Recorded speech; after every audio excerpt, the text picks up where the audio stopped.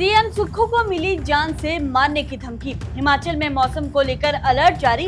अवैध निर्माण करने वालों की अब खैर नहीं। इन सब के अलावा और भी बहुत कुछ रहेगा इस बुलेटिन में। आप देख रहे हैं इनॉक्स न्यूज, तो आइए जानते हैं अब तक की बड़ी खबरें। हिमाचल प्रदेश राज्य वन विकास निगम के कर्मचारियों और श्रमिकों के लिए बड़ी खुशखबरी है। सीएम सुक्खू की अध्यक्षता में हुई निगम के निदेशक मंडल की 216वीं बैठक में कर्मचारियों का महंगाई भत्ता 3% बढ़ाने, 21,000 रुपए तक वेतन पाने वाले 175 कर्मचारियों को बोनस देने का फैसला लिया गया है। वहीं पात्र दैनिक वेतन भोगी और अनुबंध कर्मचारियों की सेवाएं नियमित करने को भी मंजूरी मिली है। इसके अलावा श्रमिकों की न्यूनतम दैनिक मजदूरी 425 रुपए से बढ़ाकर 450 रुपए प्रतिदिन कर दी गई है। तबादलों को लेकर शिक्षा निदेशालय ने स्पष्ट किया है कि कोई भी सरकारी कर्मचारी अपनी पसंद की जगह पर तैनाती को अधिकार के तौर पर दावा नहीं कर सकता। दरअसल हिमाचल हाईकोर्ट के निर्देश के बाद मंडी की एक टीजीटी मेडिकल शिक्षिका के समायोजन मामले की सुनवाई की गई। रिकॉर्ड और तबादला नीति 2013 की समीक्षा के बाद शिक्षा निदेशालय ने उनका प्रतिवेदन खारिज कर दिया। निदेशालय ने कहा कि तबादला सेवा की सामान्य शर्त है और प्रशासनिक आवश्यकता, जनहित तथा विभागीय जरूरतों के अनुसार सरकार किसी भी कर्मचारी का तबादला प्रदेश में कहीं भी कर सकता है। ऐसे में व्यक्तिगत सुविधा के आधार पर मनचाहा स्थान मांगना अधिकार नहीं माना जा सकता। पंचायती राज चुनाव हारने वाले मिड डे मील कर्मियों के लिए राहत भरी खबर है। हिमाचल सरकार ने ऐसे कुक कम हेल्पर्स को दोबारा नौकरी पर लौटने की अनुमति दे दी है, जिन्होंने चुनाव लड़ने के लिए अपने पद से इस्तीफा दिया था। शिक्षा विभाग के आदेश के अनुसार जो मिड डे मील कर्मी चुनाव नहीं जीत सके हैं, वे अपना इस्तीफा वापस लेकर अपने पुराने स्कूल में फिर से कार्यभार संभाल सकेंगे। उनकी सेवाएं पहले की तरह तय नियमों के अनुसार जारी रहेगी। बता दें, प्रदेश में पंचायती राज चुनाव लड़ने के लिए करीब 70 मिड डे मील और आंगनबाड़ी कर्मियों ने अपने पदों से इस्तीफा दिया था।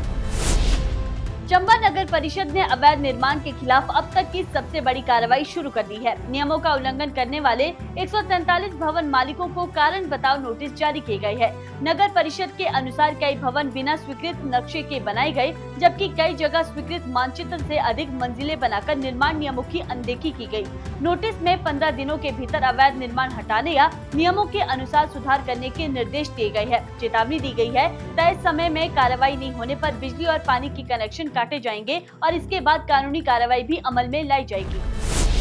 केंद्र सरकार की नई वीबीजी रामजी योजना लागू होते ही ग्रामीण विकास कार्य ने रफ्तार पकड़ ली है। 1 जुलाई से लागू व्यवस्था के तहत मनरेगा के करीब 1 लाख पहले से स्वीकृत विकास कार्य नई योजना में शामिल कर दिए गए हैं और इन पर काम भी शुरू हो गया है। प्रदेश में अब तक 2273 कार्य दिवस अर्जित किए जा चुके हैं। नई योजना के तहत मजदूरी और सामग्री दोनों मदों में 90% खर्च केंद्र और 10% खर्च राज्य सरकार वहन करेगी। वहीं सामान्य श्रेणी के मजदूरों की दिहाड़ी बढ़ाकर 300 रुपए और जनजातीय क्षेत्रों में 375 रुपए प्रतिदिन कर दी गई है।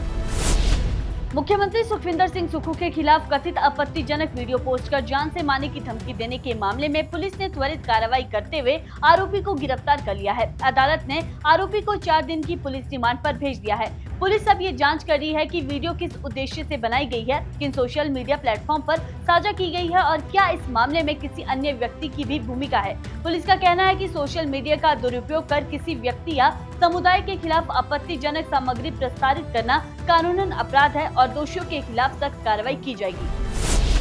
हिमाचल के कई जिलों में लगातार बारिश का दौर जारी है। किन्नौर के चोलिंग क्षेत्र में मीरू नाले में अचानक फ्लैश फ्लड आ गया, जिससे मलबा राष्ट्रीय राजमार्ग पर आ गया और 2 वाहन भी उसकी चपेट में आ गए। वहीं मौसम विभाग ने 6 और 7 जुलाई को कांगड़ा, शिमला, मंडी, सिरमौर और आसपास के जिलों में भारी बारिश का ऑरेंज अलर्ट जारी किया है। साथ ही लोगों से नदी नालों और भूस्खलन संभावित क्षेत्रों से दूर रहने और मौसम विभाग की एडवाइजरी का पालन करने की अपील की है।